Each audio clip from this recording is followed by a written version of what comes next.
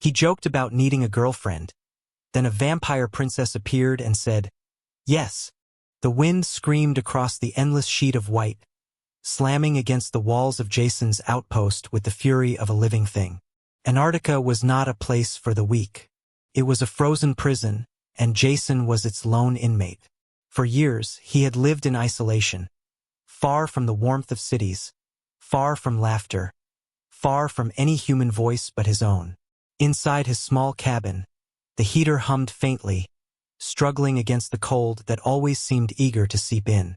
Jason sat at a wooden table scarred with knife marks and oil stains, sharpening a hunting blade out of habit rather than need. His life had become one of routines. Check the solar cells, ration supplies, melt snow for water, and endure the silence that wrapped around him like chains. He was lean, his body hardened by the demands of survival. His beard was rough, his eyes sharp, and though he still carried the strength of his younger years, his spirit bore the weight of loneliness. The Antarctic wastes had carved him into a man of iron and silence, but deep inside, he longed for something he would never admit out loud: companionship. That night, the storm raged harder than any he had seen in months. Snow lashed against the windows, the blizzard's roar drowning out even the hum of the heater. Jason set another log in the fire and leaned back in his chair, staring at the flames as if they might answer the questions that haunted him. The silence was unbearable tonight, heavier than the ice pressing in on all sides. He let out a bitter laugh, his voice rough from disuse. "What I need," he muttered into the empty room, "is a girlfriend." The words were a joke, half a cry into the void, half a shield against the crushing weight of solitude. He expected nothing but the echo of his own voice, swallowed quickly by the storm. Then came the sound. A heavy thud struck against the steel door. Jason froze, his knife clutched tight in his hand. Out here, no one came knocking. The storm erased tracks, erased signs of life. For anyone or anything to reach his outpost was almost impossible. The sound came again, weaker this time, a body collapsing against the door. Jason moved cautiously, heart pounding. He pulled on his heavy coat, the weight of instinct pressing down on him. No one could survive this storm unaided. Whoever or whatever was out there had come for a reason. With a grunt, he unlatched the door and shoved it open against the screaming wind. Snow exploded inside, coating his boots. And there, half buried in the drift, lay a figure. A woman. Her body sagged against the threshold, her skin pale as carved marble, lips blue with cold. She was draped in what looked like a ruined gown, the fabric shredded by the storm, and her long black hair whipped wildly around her face. Even through the snow, Jason could see she was unlike anyone he had ever seen before. Without thinking, he grabbed her under the arms and dragged her inside, slamming the door against the raging blizzard. She was shockingly light, her body trembling with weakness. Jason lowered her onto a blanket near the fire, and when her crimson eyes flickered open, glowing faintly in the dim light, Jason's world shifted forever. Jason lowered her onto a blanket near the fire, and when her crimson eyes flickered open, glowing faintly in the dim light, Jason's world shifted forever. For a moment, he wondered if the storm had finally driven him to madness. No human eyes looked like that. They glowed, rich and deep like molten embers, piercing through the shadows. Jason froze, his hand still gripping the knife at his belt. The woman's lips parted, her voice so faint he had to lean closer to hear it. "You called me." Jason's breath caught. The words hit him like a hammer, dragging back the memory of what he had muttered only minutes earlier. A joke, a bitter cry into the void, a plea for something he never truly expected to answer him. His voice came rough, uncertain. "I do not know who you are, but you should not be here. No one should." Her hand moved, trembling as it reached for him. Her fingers brushed his arm, cold as ice, yet the touch sparked something warm inside him. "I heard you," she whispered. "Through the storm, through the silence. You called me." Jason's chest tightened. He should have pulled back. He should have treated her as a threat. Yet, instead, he adjusted the blanket tighter around her shoulders, his instincts warring with something deeper, something he could not name. The firelight caught her face more clearly now. She was breathtaking. Her skin held a faint blue undertone, as though kissed by moonlight itself. Her long black hair clung to her damp skin, framing delicate features that were both haunting and beautiful. The ruined gown that hung around her curvy frame was torn but unmistakably regal. And at her collarbone, gleaming faintly beneath the soot and snow, was a golden crest, a mark of nobility. Jason's eyes narrowed. Royalty here? Impossible. As if sensing his disbelief, she struggled to sit upright. The blanket slipped slightly from her shoulders, and Jason steadied her before she could collapse. Her gaze met his again, steady now, and she spoke with quiet pride. I am Kayla, Princess of House Vera. Jason froze. He did not recognize the name, but the weight of her words told him she was no ordinary runaway. His grip tightened on the knife hilt as the truth sank in. Her lips curved, parting just enough to reveal the unmistakable gleam of fangs. Jason's stomach clenched. His body shifted back instinctively. A vampire, he muttered, his tone heavy with disbelief. Kayla lowered her gaze, her expression shadowed with shame. If that is the word your people use, then yes. The fire crackled between them, filling the silence that stretched long and heavy. Jason's instincts screamed at him. This woman was dangerous. She was a predator cloaked in beauty, and he had dragged her into his only sanctuary. Yet, as he looked at her trembling form, exhaustion plain in every movement, she seemed less like a monster and more like a hunted animal. Her voice broke the silence again, low and weary. I will not harm you. I came because you called, and because I had nowhere else left to run. Jason stared at her for a long time. Then, with a sharp exhale, he sheathed the knife and pushed the blanket higher around her shoulders. Rest. You are safe here. For now. Kayla's crimson eyes lifted back to his, and for the first time, they softened. She whispered a single word, fragile but sincere. Thank you. And in that moment, though Jason did not yet realize it, the frozen prison of his life had begun to thaw. The storm outside raged on, hammering the outpost with icy fists, but inside, the fire glowed warm and steady. Jason sat across from the strange woman who now called his cabin her refuge. He kept his distance, arms crossed, eyes sharp, never letting his guard down. Kayla lay wrapped in the thickest blanket he owned, her body leaning closer to the fire as though she could drink its heat. For a while, neither of them spoke. Jason busied himself checking the heater's levels, rearranging the supplies stacked in the corner, doing anything that gave his restless hands a purpose. But no matter where he moved, her presence pressed against him, impossible to ignore. At last, her voice broke the silence. You live here alone? Jason glanced at her, his jaw tightening. That is right. By choice? She asked, her crimson eyes watching him with quiet curiosity. Jason let out a dry laugh, though it held no humor. Some would say exile. Some would say choice. Perhaps it is both. I stopped caring a long time ago. Her head tilted slightly, strands of dark hair sliding across her face. And yet, even in exile you called for someone. You asked the storm for a companion. That is why I heard you. Jason frowned, unsettled. I was joking. Kayla's lips curved faintly, the barest trace of amusement softening her features. Words spoken in solitude carry weight. Loneliness is louder than you think. Jason had no answer. He turned his gaze to the fire, watching the flames dance. For years he had endured silence, and now, within a single night, his cabin felt alive in ways he had almost forgotten.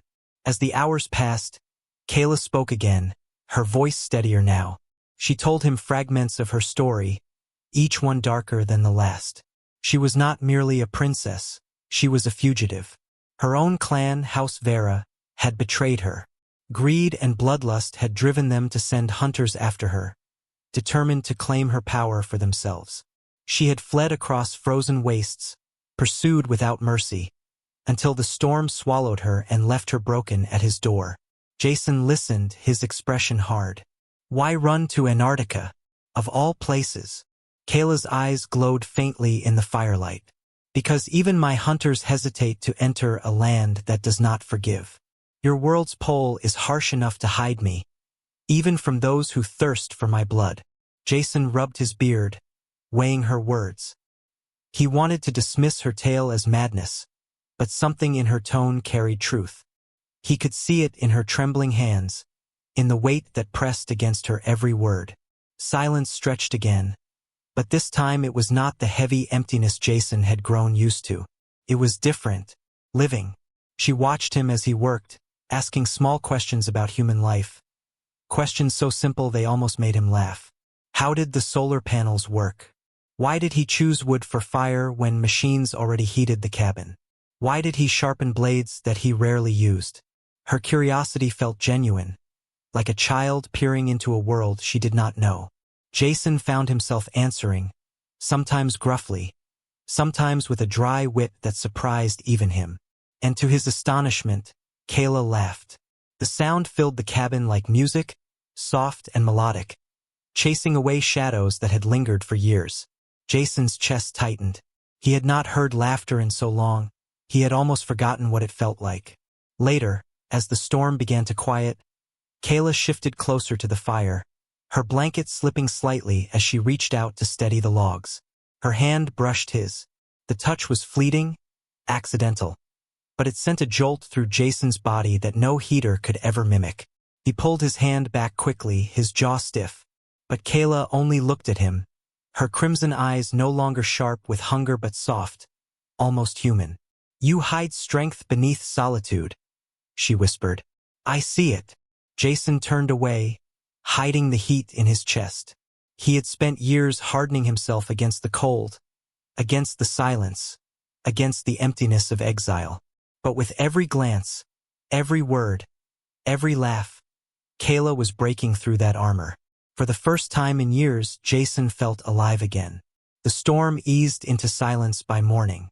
Outside the cabin, the frozen wasteland stretched endless and merciless, a white ocean swallowing everything in sight. Jason stood at the narrow window, his rifle slung over one shoulder, scanning the horizon the way he always did. Years of survival had sharpened his instincts, and this morning those instincts screamed that something was wrong. Behind him, Kayla stirred, her dark hair spilling over the blanket as she slowly sat upright. The fire had burned low, painting her pale skin with a faint orange glow. She looked stronger than she had the night before, though her crimson eyes still carried the weight of exhaustion. Jason's voice came out low and steady. You said your clan is hunting you. How close? Kayla's gaze dropped. For a moment, she was silent, her lips pressed tightly together. Then she whispered, closer than you think. Jason turned sharply, his jaw tightening. Tell me the truth. She drew the blanket closer around her shoulders, her voice trembling though her words carried conviction. My bloodline will not allow me to live free. They call it betrayal, but I call it survival. They sent mercenaries, killers who wield both human technology and alien power. They have tracked me across continents. They will not stop until I am either dragged back in chains or left as ash in the snow. Jason's gut clenched. And you brought them here. Kayla's crimson eyes lifted to his, sorrow burning in their depths. I had no choice. I thought I could lose them in the storm, but...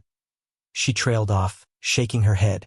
Jason cursed under his breath, his hands tightening into fists.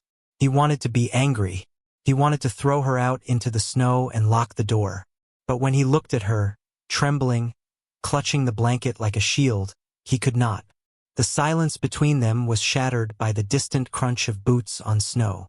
Jason froze. He moved to the window again, his breath fogging the glass. Dark shapes emerged through the white veil, armored figures moving with military precision. At least half a dozen, their weapons glowing faintly with plasma heat.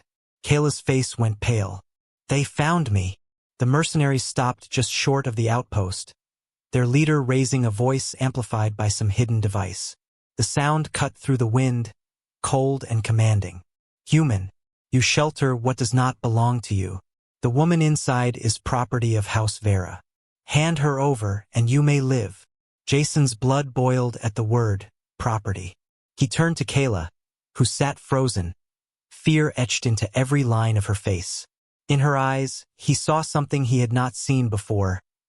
Desperation, not for herself, but for him. She did not want him caught in her war. Jason could have handed her over. It would have been the easy choice, the safe choice. He could return to his silence, to his lonely survival, untouched by the storm of her life.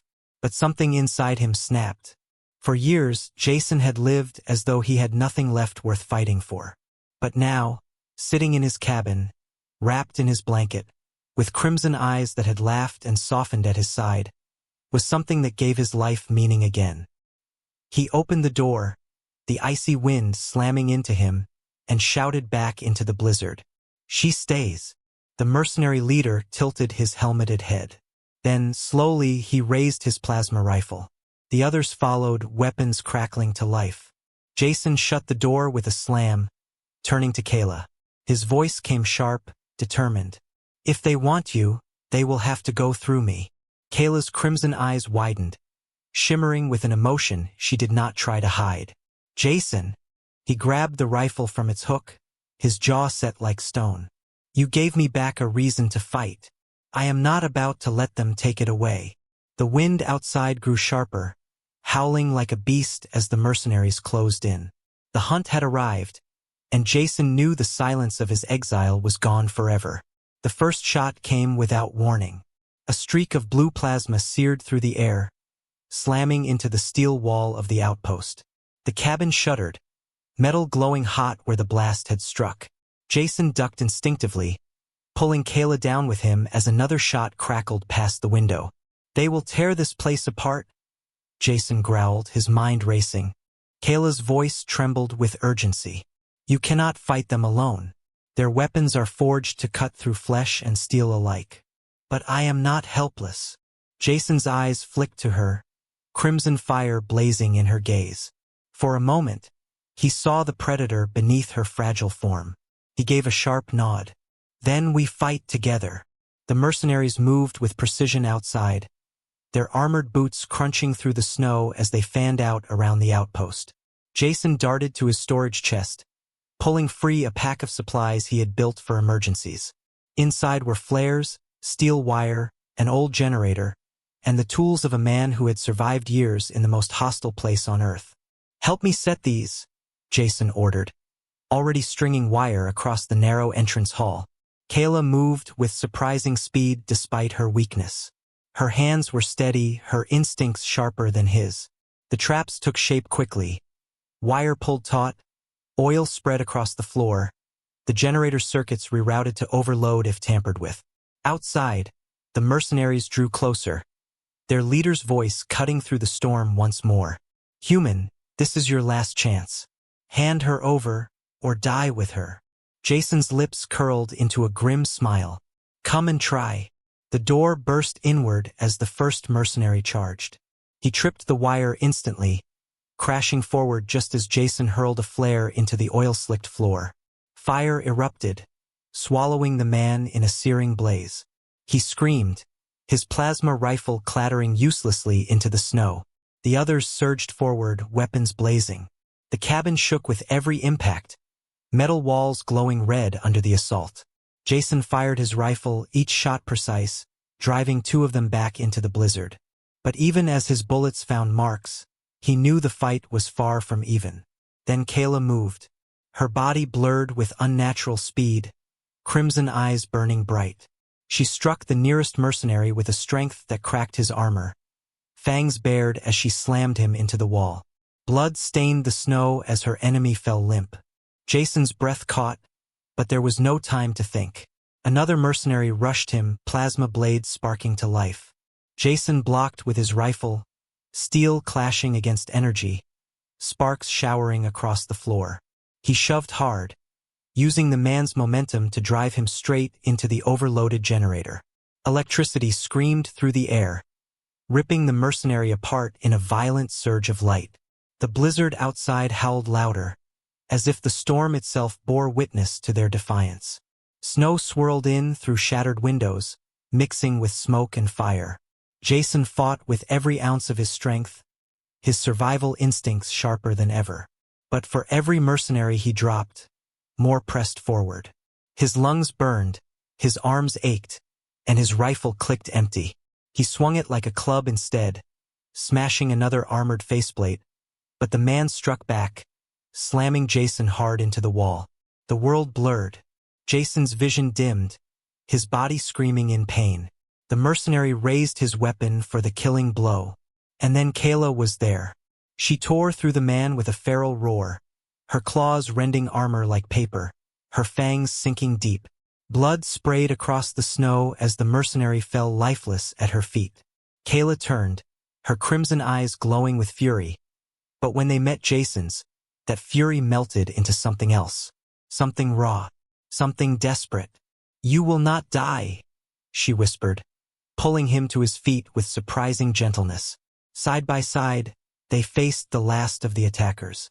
Jason, battered but unbroken, wielded a blade pulled from the wreckage. Kayla, her strength fully awakened, moved with lethal grace.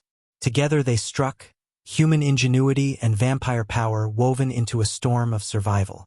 By the time the final mercenary fell, silence returned to the wasteland. The fire crackled low, the snow hissed against scorched metal, and bodies lay scattered in the crimson-stained drifts. Jason stood panting, his chest heaving, his body bruised and bloodied. Kayla leaned against him, her long black hair spilling across his chest, her body trembling but alive. Outside, the storm began to fade, the first streaks of dawn breaking through the clouds. They had survived.